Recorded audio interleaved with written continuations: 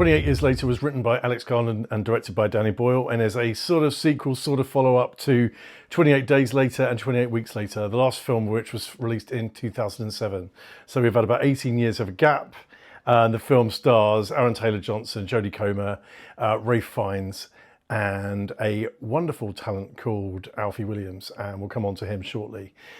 So I want to crack on straight away with this one. I went to see this film at the world premiere tonight in London's Leicester Square, which was pretty cool. We had a Q&A with Danny Boyle after the film, so I'll talk a bit more about some of the things he said at that Q&A at the end of the review.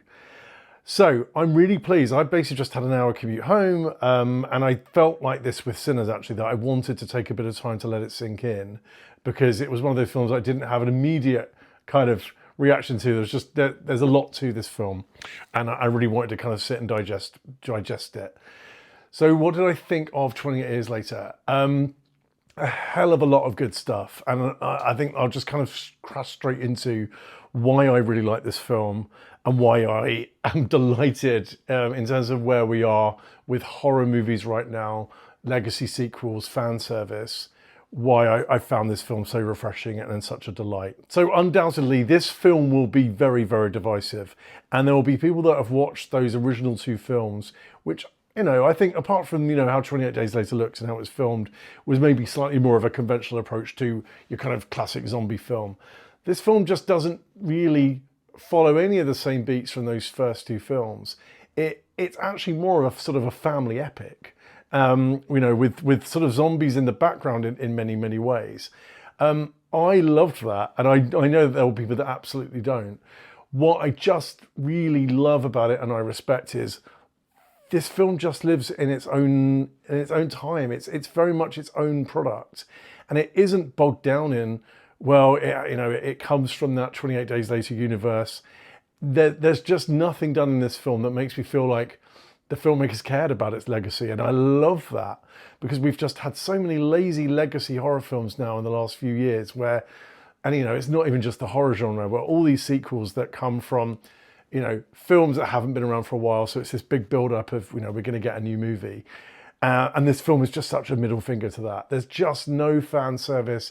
There's no kind of wink, wink, nudge, nudge, like references back to those original movies. It does its own thing.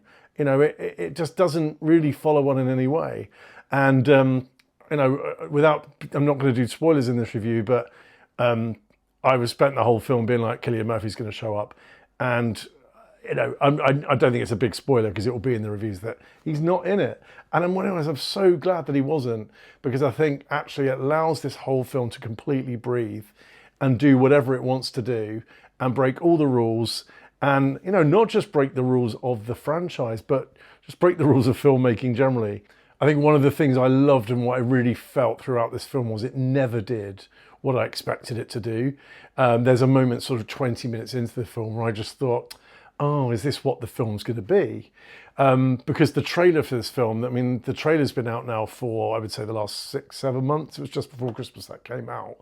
The trailer gives nothing away. And I went into this film very, very blind in terms of what it was actually going to be focused on, what it was going to be doing.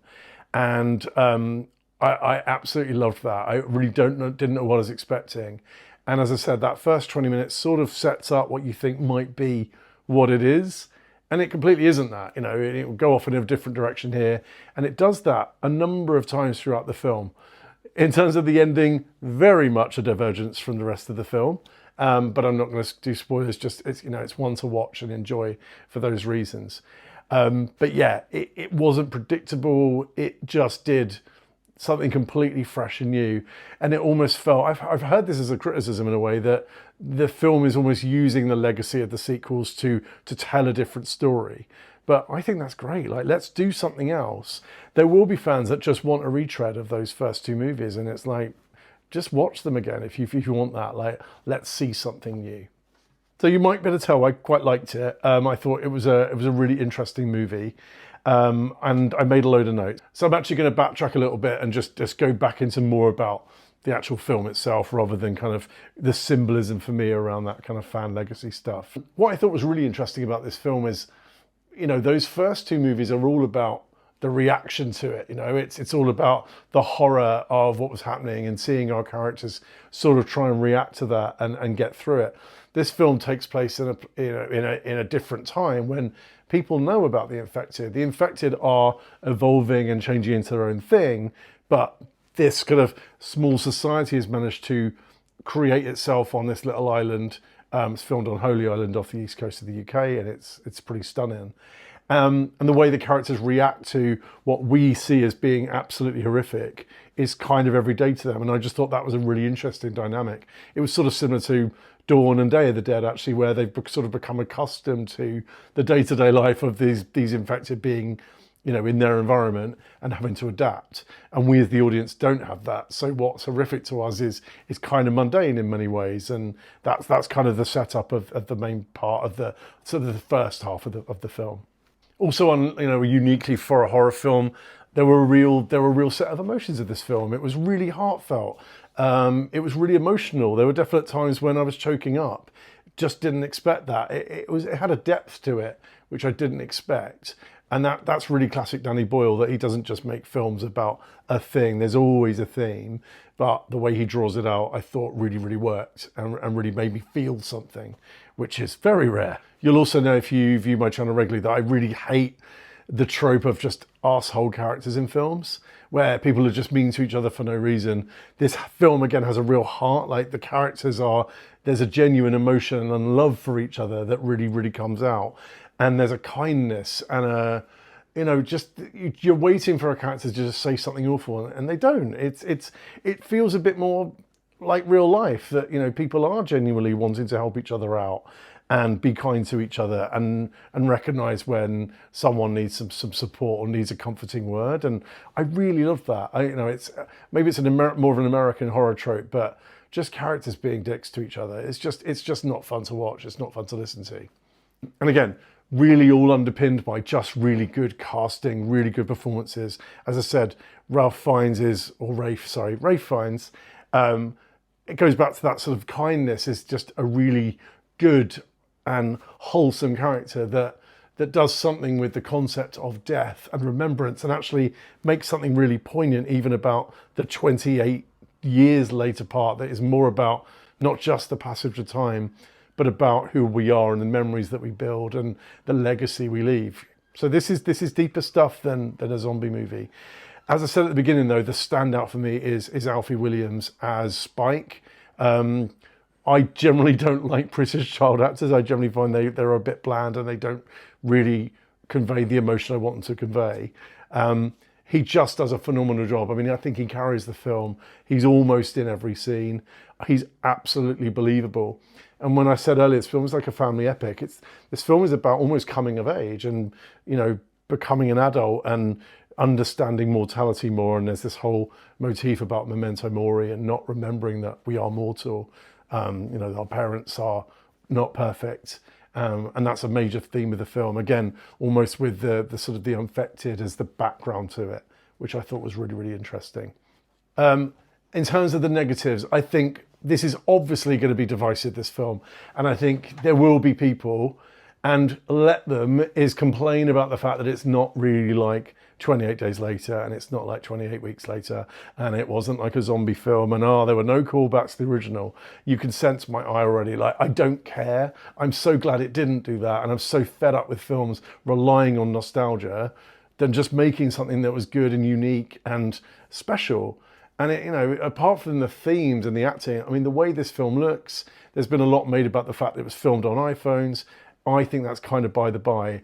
It just looks really good. It's full on art at times. There are a couple of scenes which just absolutely blew me away. It looks great. The music and the score is fantastic. The sound design is really good. So it all comes together for me as a really strong package.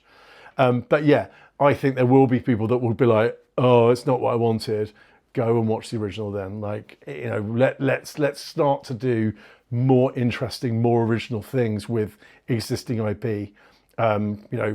It's great to go back and revisit this stuff, but we can do it in an interesting way. The only other criticism is I would say that the film it sort of almost peaks too soon. It sort of peaks in the middle. Definitely for that first 30 to 45 minutes, I was on the edge of my seat, almost like wincing with discomfort. It does kind of shift actually midway through the film to a different kind of plot. And it is sort of jarring in some ways, but it allows then us to explore something a bit more emotional with a bit more depth. But you do feel that, you know, it definitely kind of, it gets to a point in the first half where it can feel like sometimes the energy has dropped a little bit. It's a minor criticism, and it's definitely kind of made up for by maybe the last 2 or 3 minutes, which again, I'm not going to spoil, you'll see it for yourself. Anywho, I really liked this film. I am going to sit on it for a bit. Obviously, I'll do my end of year wrap up. I think it's a 9, and I got this lovely poster, so I don't even have to put up the art for the score. So it's a 9 for me for now. We'll see how this shakes out. I think it is one of the better horror films of the year. It's a Sinners level type of film for me that just dealt with other things. It had more to say. You know, just as Sinners wasn't your regular vampire movie, and it got criticism for the same reasons, this isn't a zombie movie in your traditional sense. So I thought it was really strong, and I would definitely recommend seeing it in cinemas. It was a really good watch. Just finally, I think it was worth mentioning that we obviously had Danny Boyle at the end of the premiere doing a Q&A, and there's been a lot of speculation about what comes next. I waited right till the end of the film and the post-credits to see if there was a post-credit sequence, and there wasn't, and to see if Cillian Murphy popped up in a final credit sequence, and obviously he did not. What we do know is that the second film in that, what apparently is a trilogy, is called The Bone Temple. Has been directed by Nia DaCosta, who I believe did the Candyman remake. And he was saying that because the focus is on this film at the moment, post-production's sort of frozen on it, but that's now started back up, and they're going to be doing test screenings in LA over the next few weeks. So that film's obviously nearly to a point where it'll be released. I believe that's coming out in January. What's interesting is there was a lot more speculation before that the third film was also sort of partway on the way, and Danny Boyle actually confirmed tonight that that third film in the trilogy is only a concept at this point. It's not even been written. But what's interesting is if it has, you know, if it does come to fruition, then it will be Jim that is the lead in that movie. Cillian Murphy will be coming back. Interesting, actually, because I do wonder, will that then be the fan service movie? I really hope it's not. But if it is, then okay, let the people have what they want. But I'm so glad that he tried something brave and do something new with an IP that hasn't been around for the last 18 years. I have massive respect for him and Alex Garland for doing that and keeping us on our toes. I will just flag, I am about to release my 28 days later filming locations video, and that will be on YouTube imminently, within probably the next 24 to 48 hours. I will link after this video to my playlist of filming locations. I've done An American Werewolf in London, The Omen, and Hellraiser. Hellraiser obviously was also famously filmed in London. So in those movies, I just go around and check out what has happened to the filming locations.